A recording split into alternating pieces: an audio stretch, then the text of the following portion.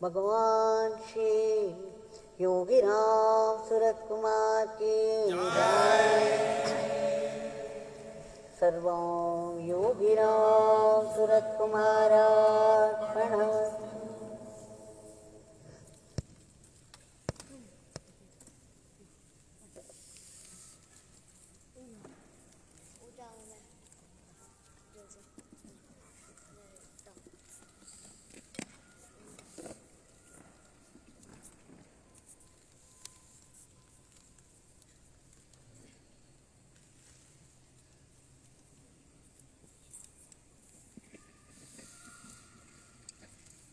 மறுபடியும் ஒரு புதிய பொன் காலை பொழுதாய் விடிந்திருக்கிறது. சந்தியா நேரத்திலிருந்து பகவானுடைய திருநாமத்தை சொல்லும் பாக்கியம், பகவானுடைய பேரருள். அவர் பாதத்தில் இந்த நாம புஷ்பங்களை நாம் சமர்ப்பித்து விட்டோம். இப்பொழுது பரீட்சை சீசன். எல்லா குழந்தைகளுக்கும், கல்லூரி மாணவர்களுக்கும், பள்ளி சிறுவர்களுக்கும்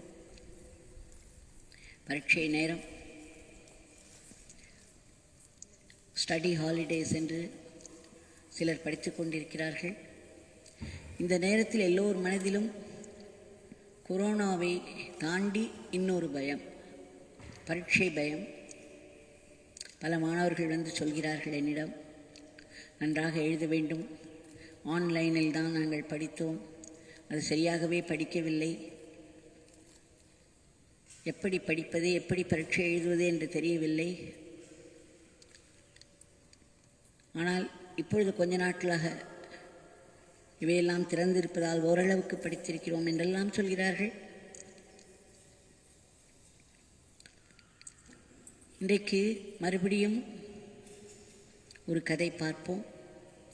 இந்த கதையெல்லாம் உண்மை சம்பவங்கள், பகவானுடைய பெருமைகள்.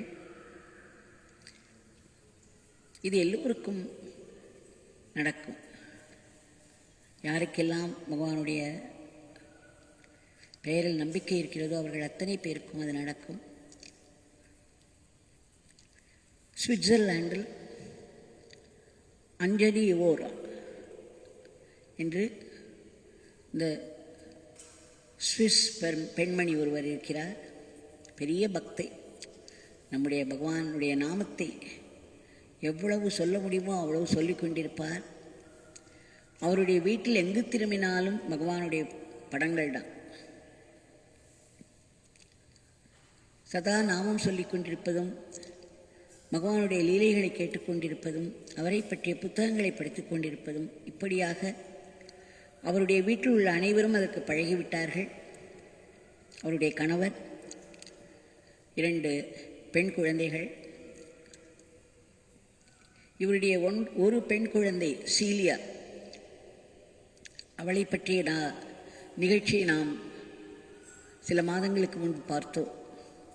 அவள் எப்படி அந்த போட் ரேஸில் அவளுடைய அம்மா நாமத்தை சொல்லிக்கொண்டே இருக்க, அவளுடைய பெரிய பெண் சீலியா அந்த போட்டியில் கலந்து கொண்டு, அவள்தான் அந்த படகுக்கு லீடர். அவள்தான் அதை செலுத்தி வந்தாள். ஒரு சமயம் அவளுக்கு ஒரு தயக்கம், ஒரு சோர்வு ஏற்பட்ட நேரம் திடும் என்று அவளை ஒரு புதிய சக்தியானது நிரப்பியது. ஒரு புத்துணர்ச்சி, ஒரு புதிய உற்சாகம். வேகமாக விட்டு பரிசை தட்டினாள். அத்தனைக்கும் காரணம் அவளுடைய அம்மாவின் யோகிராம் சுரத்குமார் நாமம்தான். இதை நாம் முன்பே பார்த்துவிட்டோம். இப்பொழுது இரண்டாவது பெண் குழந்தை, ஒரு 15 வயது இருக்கும் சொல்லேன்.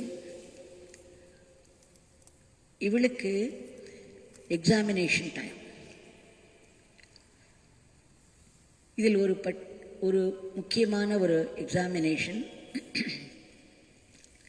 அது ஜெர்மன் லாங்குவேஜ், ஜெர்மானிய மொழி அவள் கற்க வேண்டும். அவர்களுடைய நாட்டில் அந்த நாட்டுக்குரிய மொழிதான்.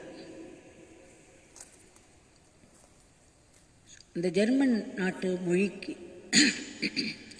இவள் பல புத்தகங்களை படித்து வந்தாள். பள்ளி மாணவிதான். அந்த பள்ளியின் இறுதி வகுப்பிலிருந்து பாஸாகி அந்த பள்ளியை விட்டு செல்ல வேண்டுமென்றால் இந்த ஓரல், அதாவது வாய் வழி ஜெர்மானிய மொழியில் அவள் தேர்ச்சி பெற வேண்டும். இல்லை என்றால் அது முடியாது. அவளுடைய பள்ளி வாழ்க்கை முற்று பெறுவதற்கு இந்த பரீட்சையில் அவள் பாஸ் செய்வது மிகவும் முக்கியம். அவளுக்கோ கொஞ்சம் கஷ்டம்தான். நிறைய டெக்ஸ்ட், ஜெர்மானிய டெக்ஸ்ட் புக்ஸ் இருக்கிறது. எத்தனையோ புஸ்தகங்கள் அதற்காக ப்ரிஸ்கிரைப் பண்ணியிருப்பார்கள் போலும். இவள் எல்லாவற்றையும் மனப்பாடம் செய்ய வேண்டுமா? மொழி என்றாலே அப்படித்தானே, வார்த்தைகளை நாம் மனப்பாடம் தான் செய்ய வேண்டும். அவள் சில டெக்ஸ்ட்களையெல்லாம் மனப்பாடம் செய்திருந்தாள். அதில் ஒன்று மிகவும் நன்றாக பண்ணியிருந்தாள். மற்றவை எல்லாம் ரொம்ப சுமார் தான், கொஞ்சம் உள்ளூர நடுக்கம்தான். சில சமயம் அவள் தன் தாயுடன் அவளுடைய கவலைகளை பகிர்ந்து கொள்வாள். தாய் எப்பொழுதும் யோகிராம் சுரத்குமாருடைய நாமத்தை சொல்வதும் அவரை வழிபடுவதும், இந்திய பண்டிகைகள் எல்லாம் கூட அவர்கள் வீட்டில் கொண்டாடுவார்களாம். அவரும் அவருடைய கணவரும், இந்த 2 பெண்களும். இதில் சொல்லேனுக்கு அவ்வளவாக பகவானுடைய பரிச்சயம் இல்லை, அவருடைய நாமம் சொல்லும் வழக்கமெல்லாம் இல்லை. சீலியா போலவே இவள் இப்படி கவலைப்பட்டுவதை பார்த்து அவளுடைய தாய் சொன்னாள், அம்மா சொல்லும் சத்சங்கத்தில் ஒரு கதை கேட்டேன். ஒரு மாணவி தான் படித்த கேள்வி பதில், அந்த கேள்விகளை எல்லாம், எந்த கேள்விகள் எல்லாம் கண்டிப்பாக எக்ஸாமினேஷனில் வர வேண்டும், அவளுக்கு தெரிந்த, அவள் படித்த அந்த கேள்விகள் எல்லாம் வர வேண்டும் என்று வேண்டிக் கொண்டு அந்த கேள்விகளை எழுதி பகவானுடைய படத்தின் முன்பு வைத்து நாமும் சொல்வாளாம். பிறகு போய் பரீட்சைக்கு போய் பார்த்தால் அதே கேள்விகள் அங்கே வருமா.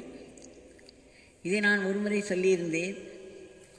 அதை கேட்ட இவோரா அவளுடைய பெண்ணிடம், சொல்லேனிடம் சொன்னாள், நீ கவலைப்படாதே, இந்த மாதிரி அம்மா தன்னுடைய சத்சங்கத்தில் பகவானுடைய பெருமையை பற்றி சொன்னார்கள். நீ எத்தனை, ஒரு 8, 9 இருக்கும் போல் இருக்கிறது, அந்த டெக்ஸ்டுகளுடைய பெயர் எது உனக்கு மிகவும் பரிச்சயமோ, எதை நீ கடகடவென்று சொல்ல முடியுமோ உன்னால், அதனுடைய பெயரை எழுதி பகவானுடைய படத்தின் முன்பு வைத்துவிடு என்று சொன்னார். உடனே சொல்லி எந்த ஜெர்மன் டெக்ஸ்ட் அவளுக்கு நன்றாக வாயால் சொல்ல முடியுமோ அதனுடைய பெயரை எழுதி வைத்துவிட்டு பகவானிடம் ஸ்ரத்தையோடு வேண்டிக் கொண்டாள். இப்பொழுது இது 2 வாரங்களுக்கு முன்பே அப்படி எழுதி வைத்து விட்டாள்.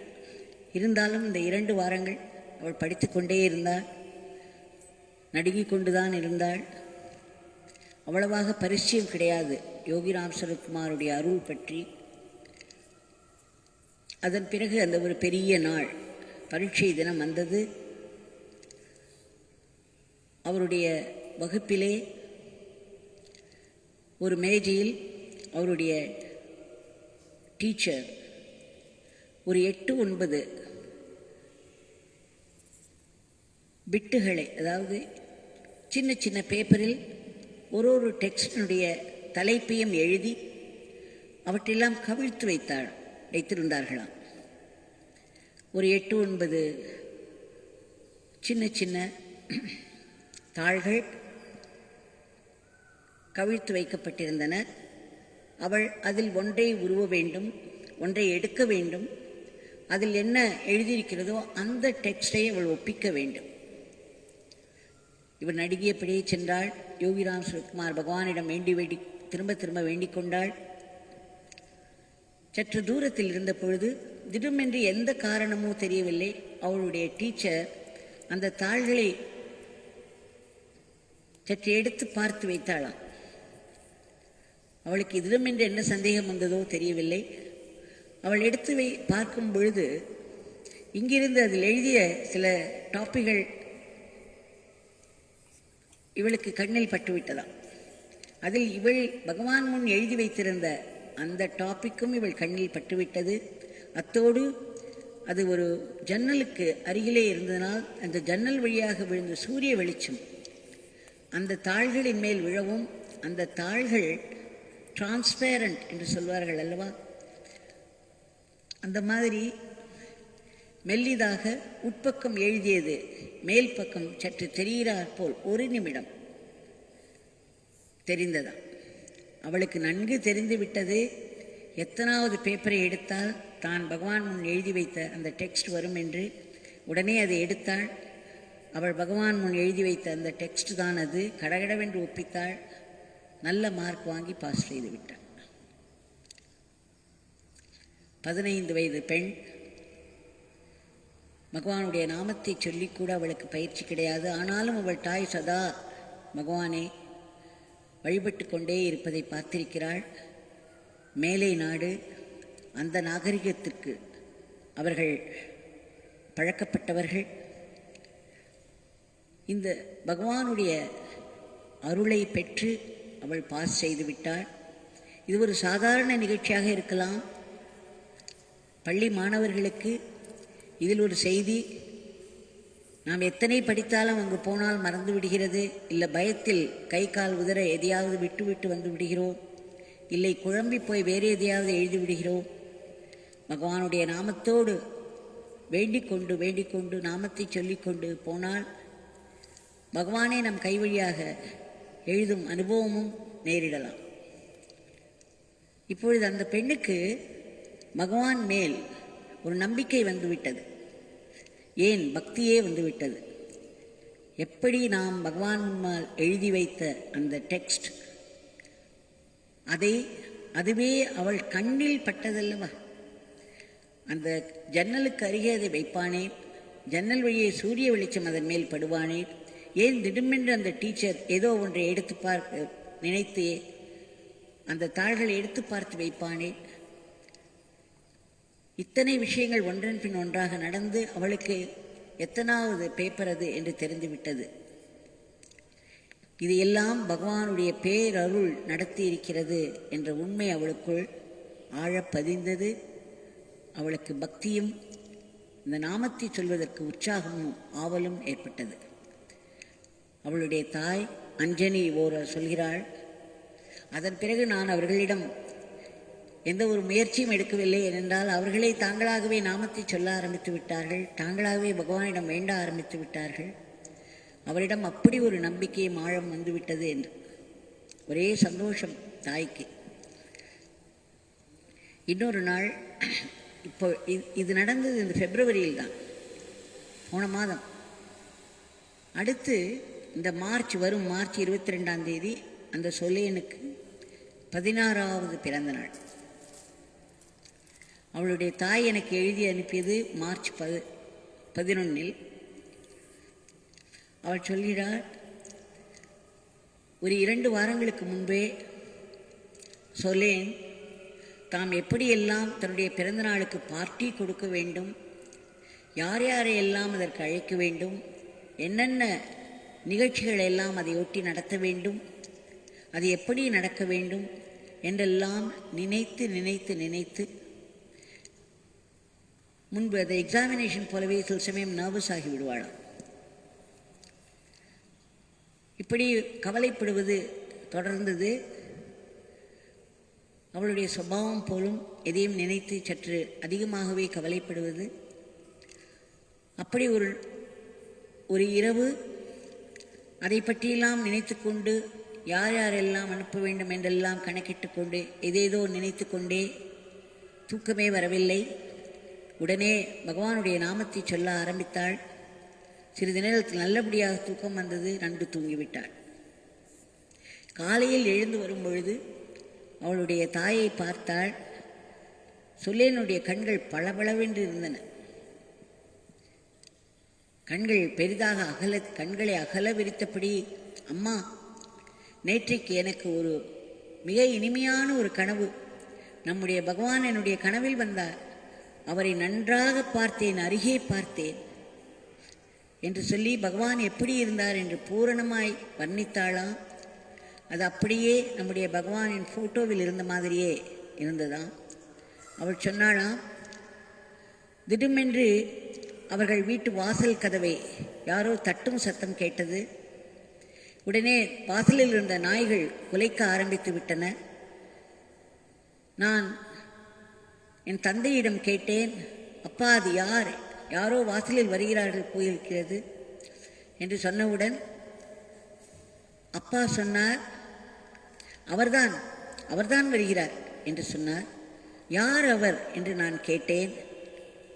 உடனே அப்பா சொன்னார், யோகி ராம் சுரத்குமார் வருகிறார் அம்மா என்றார். எனக்கு ஒரே ஆச்சரியம். ஓடிப்போய் கதவை திறந்தேன். நிஜமாகவே பகவான் நின்று கொண்டிருந்தார். அவர் புன்னகைத்தார். பிறகு வேகமாக உள்ளே நுழைந்தார். அவ்வளவு அழகாக இருந்தது அவரை பார்ப்பதற்கு. அப்படி ஒரு ஒளியோடு இருந்தார். நாங்கள் பிரமித்து போய் நின்றோம். அவர் வேகமாக உள்ளே நுழைந்தவர். சற்று தூரத்தில் நீங்கள் நாமம் எழுதி கொண்டிருக்கும் அந்த நோட்புக் இருந்தது. ஒரு நிமிடம் அதை நின்று பார்த்தார். உடனே பெரிதாக சிரித்தார். ஆனந்தமாய் சிரித்தார்.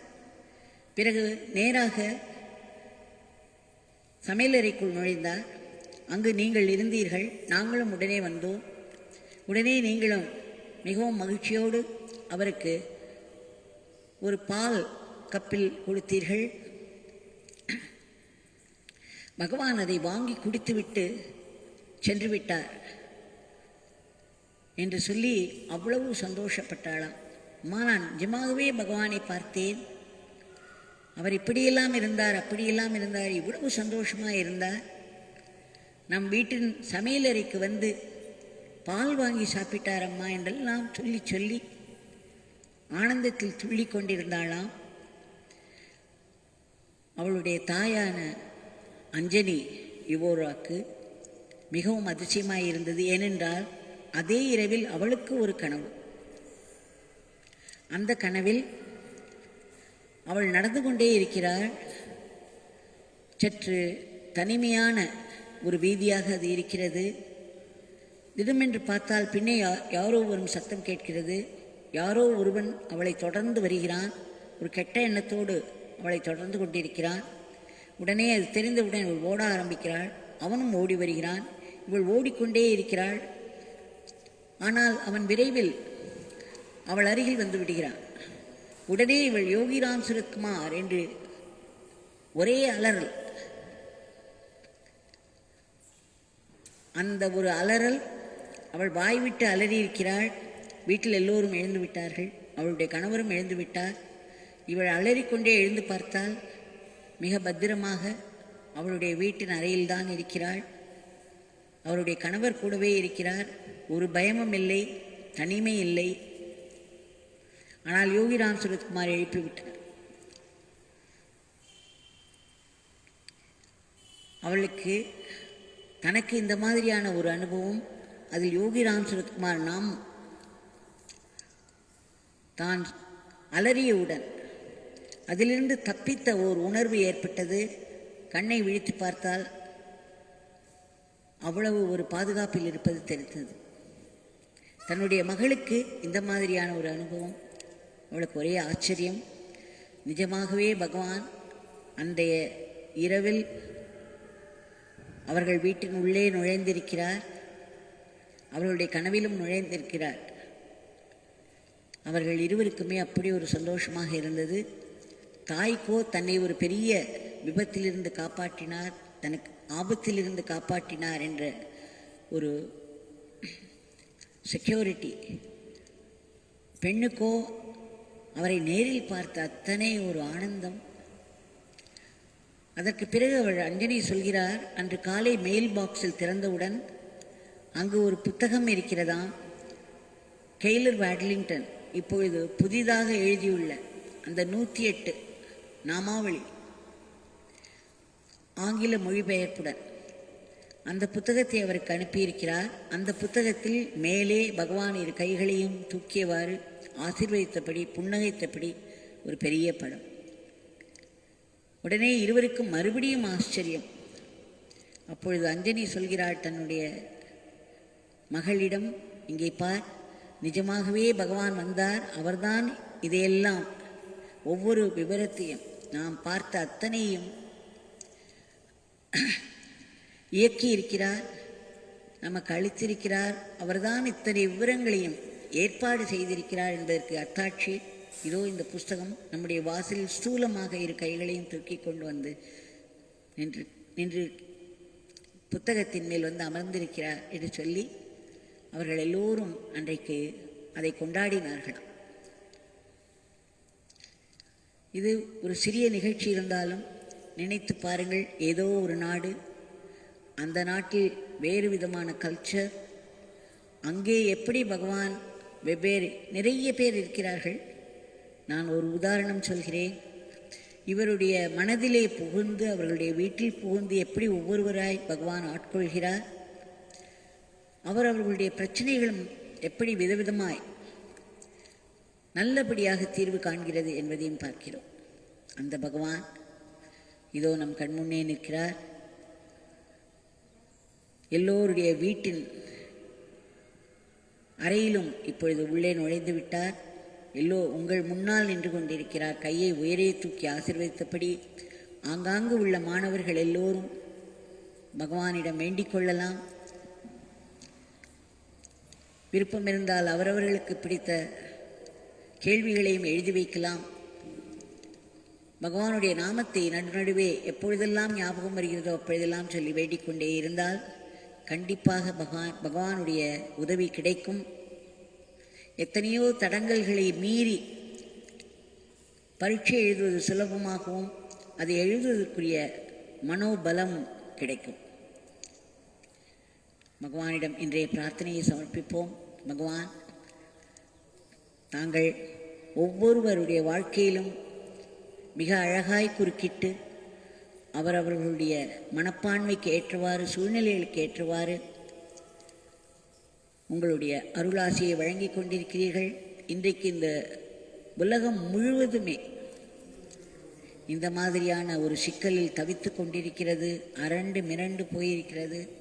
தங்கள் ஒருவரால் மட்டுமே மக்கள் மனத்தில் உள்ள பயத்தை நீக்கி பரவிக்கொண்டிருக்கும் வியாதியை தடுத்து நிறுத்தி அதற்கான தடுப்பூசிகளில் நுழைந்து அவை வேலை செய்து இந்த கிருமிகளை கொன்று மக்களை காக்க வேண்டும். நீங்கள் இந்த உலகம் முழுவதையும் இந்த கொடிய நோயின் பிடியிலிருந்து விடுவித்து மீண்டும் சகஜ நிலைக்கு திருப்ப வேண்டும். ஆங்காங்கு பல துறைகளிலிருந்து இன்றைக்கும் கடுமையாக உழைத்து தன்னலமின்றி பொதுநலத்திற்காக மற்ற மக்களை காப்பாற்ற வேண்டும் என்பதற்காக அயராது உழைத்து கொண்டிருக்கும் தொண்டர்கள் அனைவருக்கும் பெரிய பாதுகாப்பை கொடுக்க வேண்டும். பொருளாதாரத்துக்கு ஒரு ஏற்றத்தை தர வேண்டும். எல்லாவற்றுக்கும் மேல் உங்களை பற்றி கேள்விப்பட்டவர்கள் எல்லோருடைய உள்ளத்திலும் எப்பொழுதும் நீங்கள் இருக்கிறீர்கள். உங்கள் நாமத்தை சொன்ன மாத்திரத்தில் நீங்கள் கூடவே இன்விசிபிள் கம்பேனியன், கண்ணுக்கு தெரியாத ஒரு தோழனாக நின்று கொண்டு கை கொடுக்கிறீர்கள். உங்களுடைய நாமம் இருக்கிறது. அதற்காக ஏதோ ஒரு நம்பரை எல்லாம் அழுத்த வேண்டாம். அதை சொன்ன மாத்திரத்தில் உங்களோடு கனெக்ட் ஆகிவிடுகிறோம். உங்கள் அருள் அதிலிருந்து வர ஆரம்பிக்கிறது. ஆக இந்த நாமத்தை நாங்கள் இடைவிடாது சொல்லிக் கொண்டிருக்கும் பாக்கியத்தை அருள வேண்டும். தங்கள் கைகளில் மட்டுமே ஒரு சிறந்த கருவியாய் செயல்பட வேண்டும். தங்களுக்கு எப்பொழுதும் நன்றியோடு இருக்க வேண்டும். வாழ்வில் நடக்கும் அத்தனை நிகழ்வுகளிலும் தங்களுடைய இருப்பையும் தங்களுடைய சங்கல்பத்தையும் தங்களுடைய ஆசீர்வாதத்தையும் எப்பொழுதும் பார்க்கும் அந்த சக்தியும் மனப்பான்மையும் எங்களுக்கு தந்தருள வேண்டும் என்று மீண்டும் மீண்டும் பிரார்த்தித்துக் கொள்கிறோம். ஜெய் யோகிராம் சுரத்.